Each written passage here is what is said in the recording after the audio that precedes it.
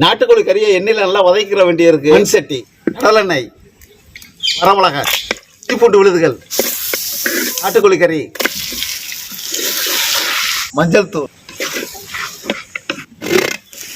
உப்பு,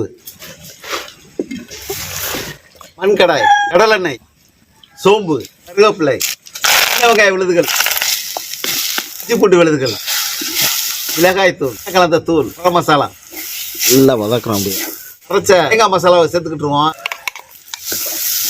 பச்சை தண்ணி,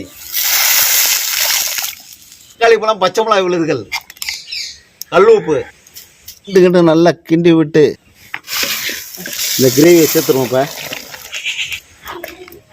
இப்படி போட்டுக்குவோம். கருவேப்பிலை, கொத்தமல்லி தழை. நாட்டுக்கோழி கறி குழம்பு வந்து நம்ம தயார் பண்ணிட்டோம். கறி எடுத்து